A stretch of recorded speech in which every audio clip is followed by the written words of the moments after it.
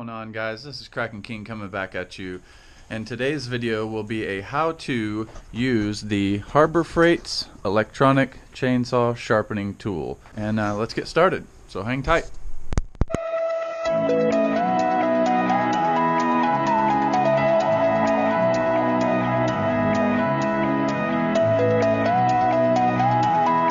Alright guys, so now that you have your sharpener mounted to something, either your bench or I just mount mine in my vise.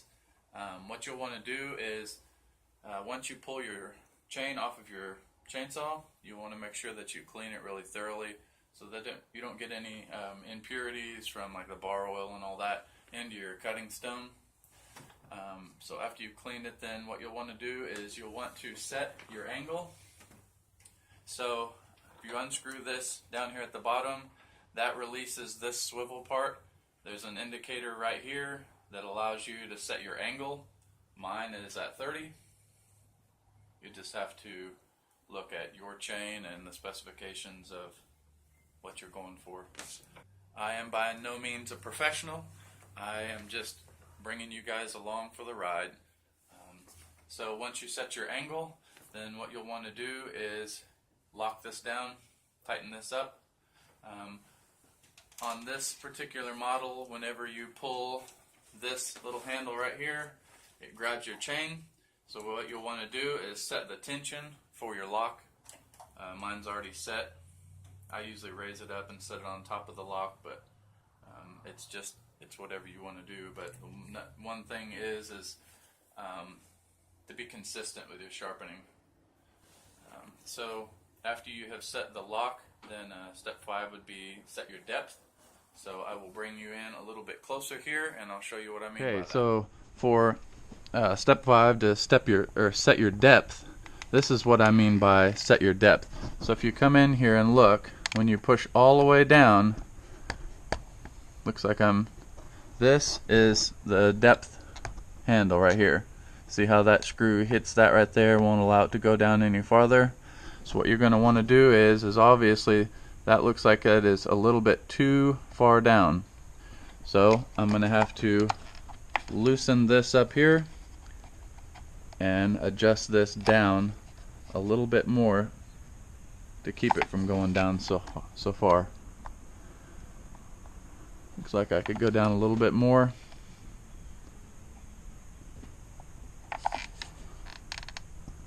There we go. So I don't know if you guys can see that. Hopefully you can. But that's probably not either. But you get the point. I'm going to fine tune this a little bit later. So then that'll be setting your depth. Once you set your depth, then you'll want to tighten down this piece right here to allow this screw not to move up and down. That'll lock your depth. That'll be step 5. And then for step 6, we'll be moving over to this adjustment. You'll back off this adjustment here. You will pull the chain back up against the chain stop where it'll be consistent. What I also do too when you're setting your depth and everything is to see how that raises the chain up. That's why I'm going to set this up later. So to set your depth, you'll use this screw here, but you'll also want to have it back up against this chain stop, and you'll want to have your lock engaged. That'll bring you down to set it. You'll also want to have that lock engaged after you set the amount to remove. I can't really show you that too well, but if you screw this in, it pushes the chain over. See how it pushes it over, and you'd take off more like this here. And then if it's too far this way, what you'll do is you can just back this off, and it'll allow this whole thing to move back. And so that's when you'll set your amount that you would like to remove. Then once you have set it up to where you like, you tighten this up here. Then you'll be a little bit closer to rocking and rolling. Once that you have all of your settings locked in and ready to go, a tip that I do is I use this marker here to mark both sides of the first tooth that I start on, or I mean, you can mark the one behind it. But what you'll do is you'll mark these teeth so that way whenever you have went all the way around, you won't sharpen them too much and cause your chain saw to curve when you cut. So once you've marked your chain, then you're getting pretty close to ready to sharpen up your saw. For step 8, what you'll need now is your safety equipment. I have some safety goggles that I'll be using. If you think you should use ear protection also, possibly gloves, whatever safety equipment that you think is necessary for this job. And then for step 8, what you'll want to do is be consistent. Alright, so what I mean by being consistent is see, once you have everything set up, which this isn't, but we'll just do a mock run. Once you have everything set up, what you want to do is be consistent. So when you pull down on this handle, you want to be consistent of how you pull down. Be aware of which way you're pulling from or whatever. And if you look really closely here, if I pull a little to the right, it doesn't even hardly touch the blade. If I pull to the left, it cuts a lot more. So see that wobble room in there? Once you get everything set, you want to make sure that you pull consistent. Another thing that I usually do is once I get a couple test pulls down to where I'm consistent, I only do maybe 2.5 hits. So I'll do a full hit, and then just a little hit, and then I move to the next one. And then pull down consistent, do a hit, a full hit, and then just a second hit. You want to make sure that you don't take off more than the next one, otherwise it can cause your blade to get screwed up. So you just want to take off even amounts on every tooth, and the amount that you take off, you need to kind of remove the same amount on the opposite side also.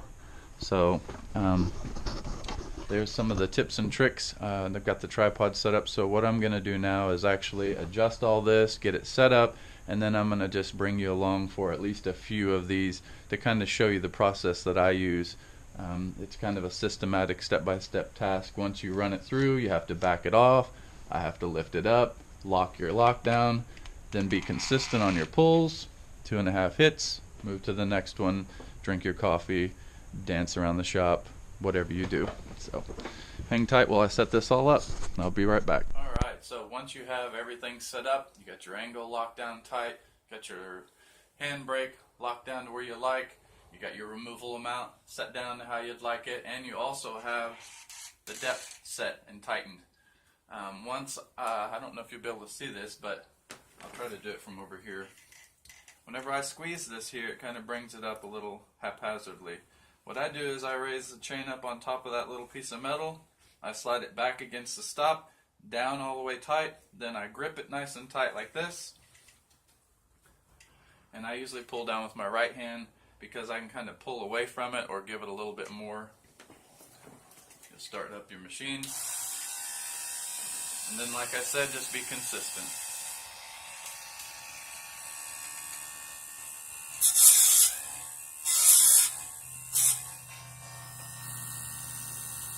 I've already marked this one here, so I raise it up, push it back on the lock, make the brake all the way down, come down in consistent form, 2.5, 3 times, whatever you want to call it.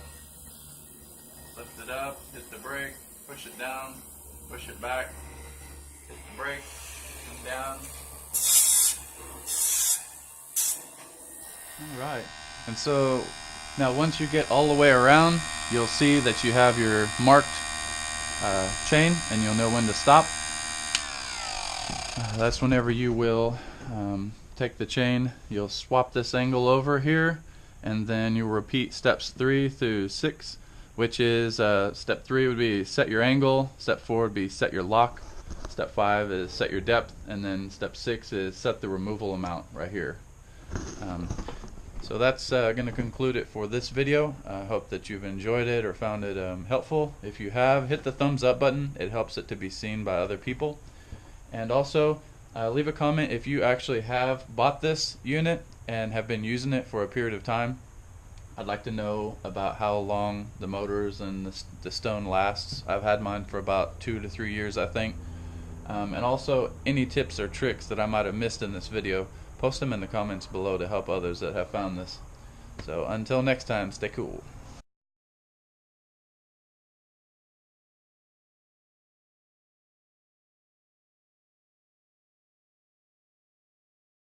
Alright guys, here's some B-roll for you guys that stick around for after the credits. Figured I'd get Samson out and let him hang out with me today. So, figured I'd give him a little exercise, play some ball. Show him how you jump, buddy. Look at that guy. Man, he's growing up. So I figured I'd just show you a little bit of us playing. You ready to go get your ball? Ready? Go get it.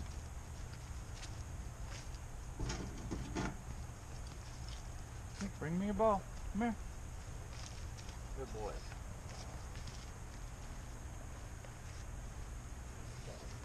Ready to go get your ball? Come here. Sit. Good boy. You want the treat, you gotta bring it back. Sit. Go get it.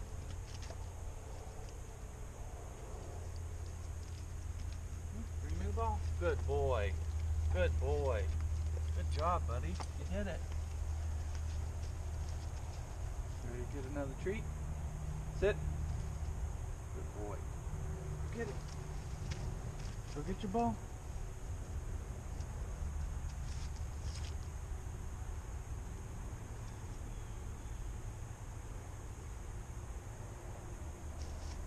Good boy. Come here. Go bring me your ball, buddy. Yeah, still a work in progress, but thanks for watching all the way to the end.